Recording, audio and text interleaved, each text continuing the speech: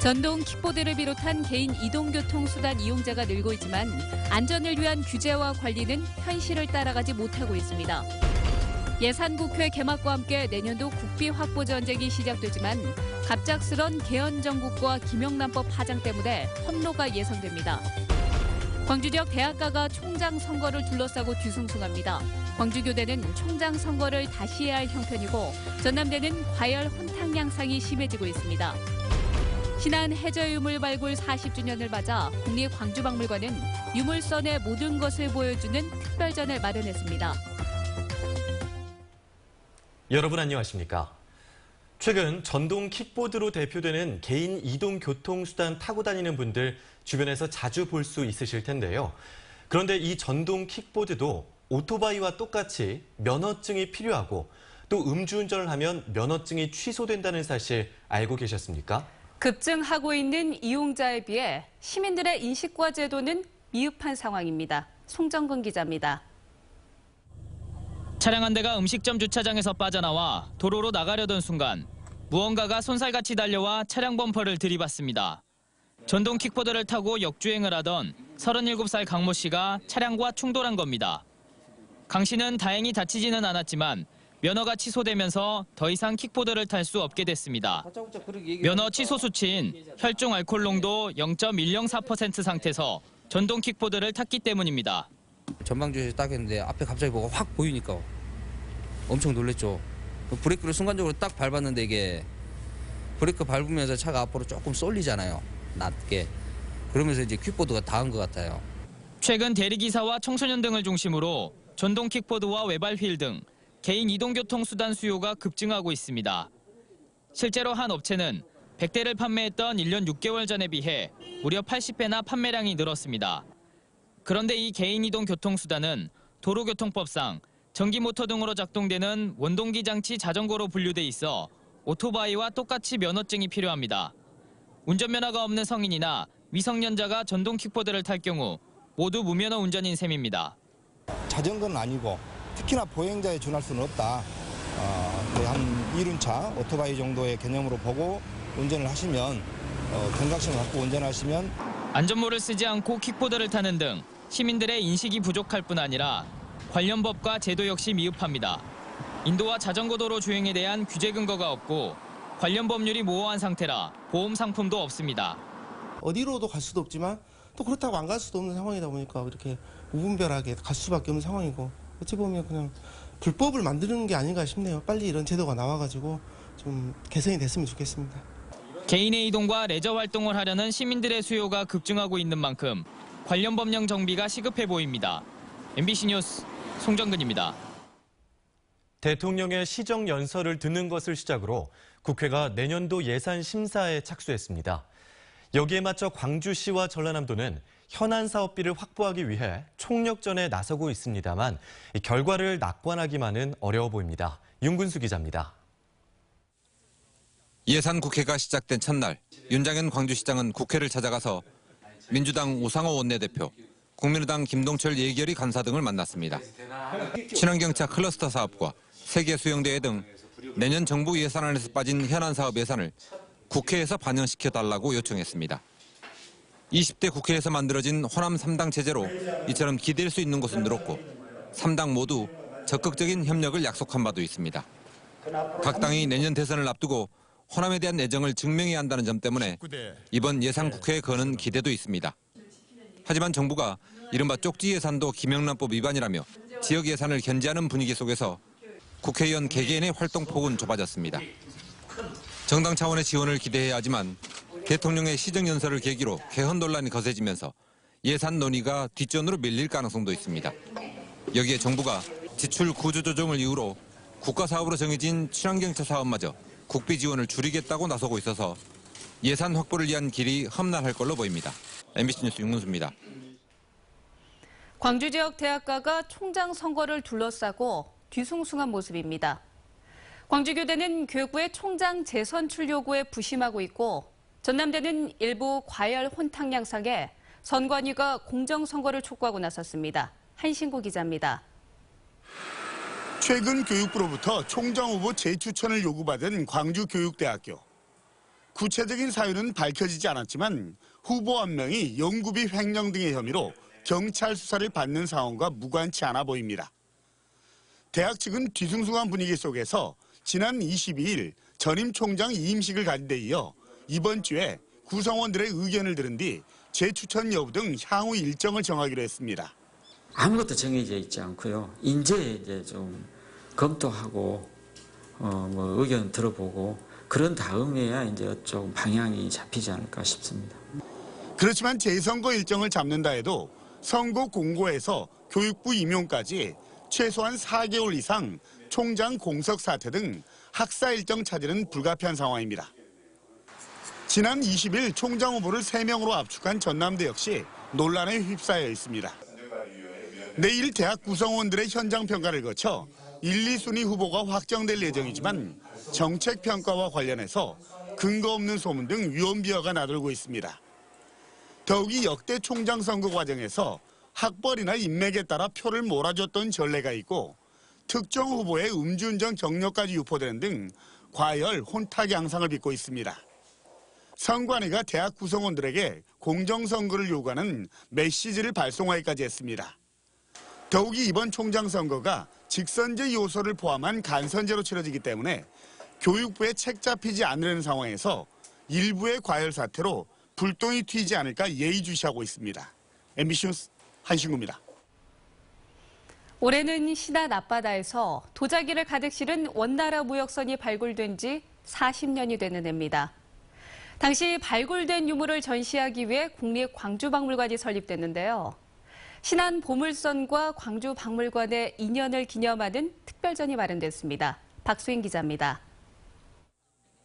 1323년 갖가지 교역품을 싣고 중국 경원에서 일본 하타카로 향하던 무역선이 신안 앞바다에 침몰했습니다. 650년 동안 수장돼 있던 유물들이 1975년 한 어민의 그물에 걸려 세상에 알려졌고 이듬해 본격적인 발굴이 시작됩니다. 당시 발굴된 유물을 보관하고 전시하기 위해 지어진 광주박물관은 광복 이후 설립된 첫 국립박물관이기도 합니다. 이곳에서 신안 해저선 발굴 40주년을 기념하는 특별전이 마련됐습니다. 해저선에 실려있던 2만 4천여 점의 유물 가운데 절반에 가까운 만여 점의 유물이 전시돼 있습니다. 가장 많은 비중을 차지하는 도자기와 금속 장신구 등의 생활용품은 당시 상류 사회의 문화적 취향을 보여줍니다. 함께 발견된 장기판과 각종 취사 도구 등은 2달 가까이 걸리던 백길의 선상 생활을 짐작해야 합니다. 14세기 동북아 해상무역로와 배의 구조도 영상과 모형으로 전시돼 있습니다. 그때 당시에 신안선은 14세기 최대 무역선이고 고려, 일본, 중국을 오가는 무역선이면서 동북아시아의 문화를 14세기 문화를 한 번에 한눈에 보일 수 있다는 점에서 큰 의의가 있다고 하겠습니다. 신안 해저선이 탄생 배경인 광주박물관은 서울과 목포 등에 분산 보관돼 있는 해저 유물을 체계적으로 관리하는 데 중심적인 역할을 할 계획입니다. 광주박물관의 정체성을 살릴 수 있는 대표적인 문화재로서 자리매김을 하고 또 한중일 학자들의 연구의 메카가 될 수 있는 신안 해저선의 모든 것을 보여주는 이번 특별전은 내년 1월 30일까지 계속됩니다. MBC 뉴스 박수인입니다. 광주시가 문화전당 주변에 스케이트장과 눈썰매장을 조성하겠다는 계획을 10여일 만에 백지화했습니다. 광주시는 5.18 민주광장에 스케이트장을 조성하는 것은 민주광장의 정체성과 맞지 않다는 5월 단체 등의 의견을 받아들여 계획을 백지화했다고 밝혔습니다.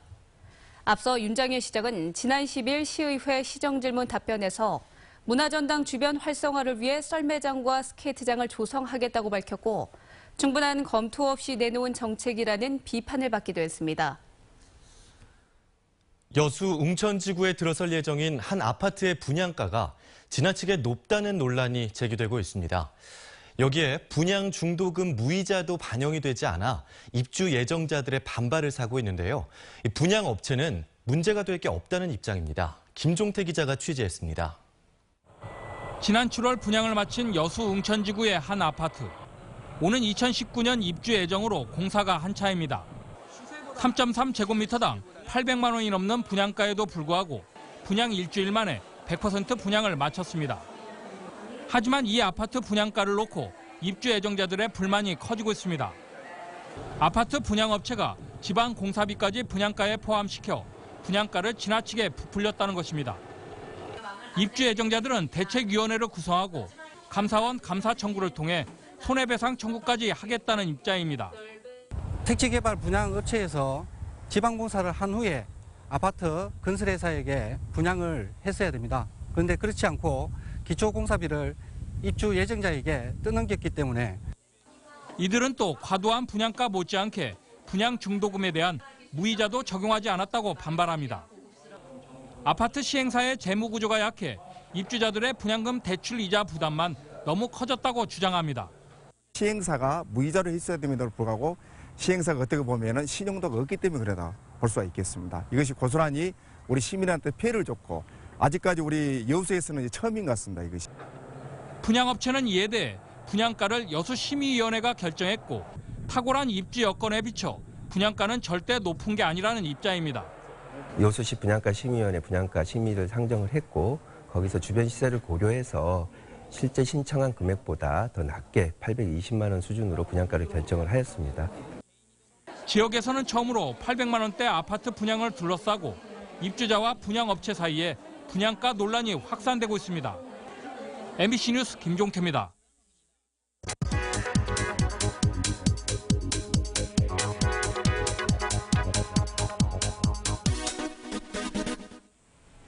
에너지 바우처를 들어보셨습니까? 저소득층에게 겨울철 난방비의 일부를 지원해주는 제도입니다. 지난해 처음 시작이 됐는데요. 올해도 11월부터 내년 1월 말까지요. 읍면사무소와 동주민센터에서 신청을 받습니다. 노인이나 영유아 장애인, 임산부와 함께 사는 생계 또는 의료급여 수급자면 신청할 수가 있습니다.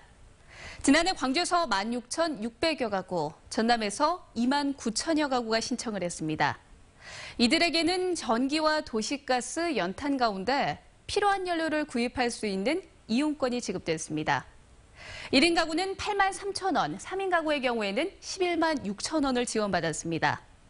그런데요, 시행 첫 해인 지난해는 홍보도 잘 이루어지지 않았고요. 그리고 지원 액수도 현실에 반영하지 못해서 신청자가 적었습니다. 이러다 보니 실제 지원된 액수도 처음 정부가 계획했던 그 금액의 절반에 그쳤습니다. 비록 적은 액수이긴 하지만요, 많은 사람들이 신청해서 난방비 부담을 조금이라도 덜 수 있기를 바랍니다. 카드뉴스였습니다. 광주시가 이번 주를 기술 창업 주간으로 정하고 광주 테크노파크와 창조경제혁신센터 등에서 투자 설명회와 창업 아카데미 등의 행사를 집중적으로 개최합니다. 첫날인 오늘은 기술 창업 주간 선포식과 함께 지역대학의 특허 기술을 이용해 청년 창업의 플랫폼 역할을 담당할 광주 연합기술 지주회사가 출범했습니다.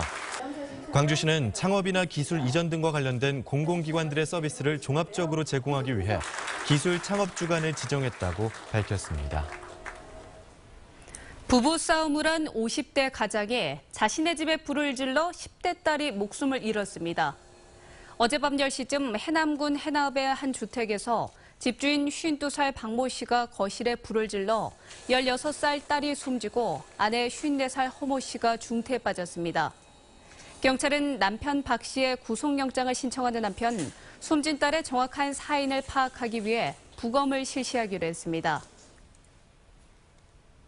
국립공원 무등산에서 나무 수십 그루가 벌목돼 관계당국이 조사에 나섰습니다. 무등산 국립공원 사무소 등에 따르면 지난 8월 말 무등산 선비바위 근처 숲에서 느티나무 등 나무 66그루가 잘려나가 있는 것을 땅 주인이 발견해 신고했습니다. 국립공원 측은 누군가 공간을 이용하기 위해 지난 가을쯤 일부러 나무를 베어낸 것으로 보고 경찰에 수사 의뢰하는 한편 정확한 경위를 조사하고 있습니다. 광주지검 특수부는 관급공사 수주 알선을 대가로 재판에 넘겨진 김용구 광주시전 정책자문관에 대해 다른 건설사 두 곳으로부터도 각각 3억 2천만 원과 1억 3천만 원을 받은 혐의로 추가 기소했다고 밝혔습니다. 검찰은 또 김 씨가 광주시의 모 법인이라고 속여 광주시로부터 용역대금 970만 원을 받은 정황도 포착해 사기 혐의를 추가 적용했습니다. 검찰이 김 씨를 추가 기소함에 따라 재판부는 해당 사건을 모두 병합해 심리할 예정입니다.